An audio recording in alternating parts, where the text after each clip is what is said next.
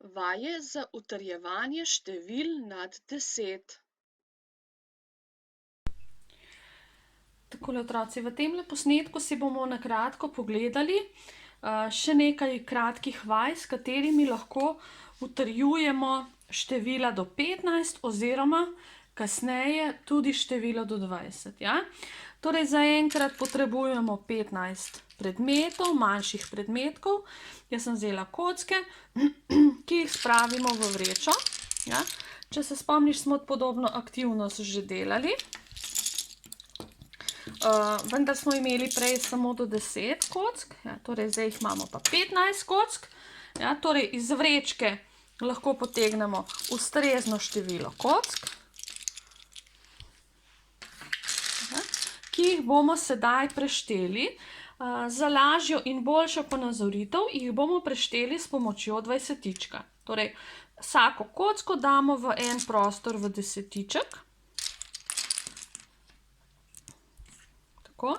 In če se spomnite, smo rekli, najprej popolnimo vedno prvo desetico. Ja? Takole, evo, vidite, jaz sem popolnila prvo desetico in sem dala v prvo vrstico 10 kock. Ti dve kocki sta mi pa še ostale, oziroma te 3 kocke so mi pa še ostale. In zato z njimi nadaljujem v drugi desetici, ampak vedno od leve proti desni. Ja? Takole, torej, takole. Takole, takole in hitro lahko vidim, da imam jaz 13 kock. Ja? Kocke primem, pospravim v vrečko. Tako. Pa jih znova potegnem ven. Takole, še ene dve. Takole, evo. Ja, tale skupek kock, torej znova porazdelim v dvajsetiček. Vsaka kocka gre v eno polje.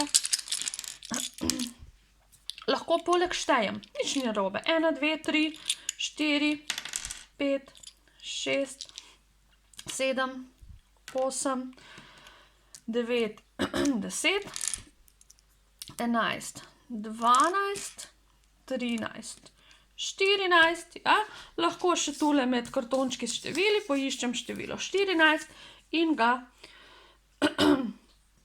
postavim k nastavljenemu številu. Ja, to je ena od iger. Naslednja igra je pa torej ta, ja, da imaš kartončke z hrbtno stranjo, kartončke s števili imaš s hrbtno stranjo obrnjene navzgor. Obračaš kartončke in števila prebereš. 15, 11, 14, 13 in tako dalje. Ja? Lahko dodaš še drug komplet števil, pa imaš spomin. Torej, iščeš števila, enaka števila in jih seveda sproti tudi poimenuješ. Omenjeno aktivnost pa lahko nadgradiš tudi z zapisom v zvezek. Torej, potrebuješ kartončke, ja, da je zadeva bolj zanimiva in taka malo detektivska, malo sakrita. Ja, si torej zopet obrneš kartončke števili, tako da števil ne vidiš.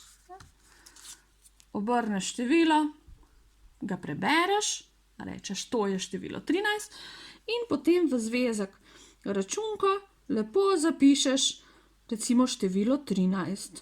Lahko napišeš celo vrstico, ja, lahko se igro to igraš tako, da zapišeš celo vrstico.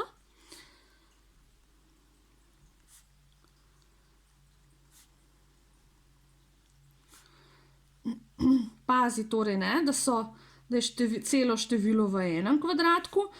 Pazi, da so števila zapisane od zgornje do spodnje črte. Ja. Lahko pa to zapisuješ enostavno tako, torej obrneš kvadratek, število 15 in zapišeš eno število. Ja, vzamem drugo, 15, aha, ok, isto. Enako število sem izbrala. Sedaj je število 11.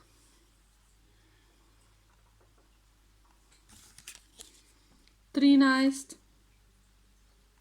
Ja, Torej, pomembno je, da se čim bolj uriš v prepoznavanju števila in tudi seveda v pravilnem zapisu.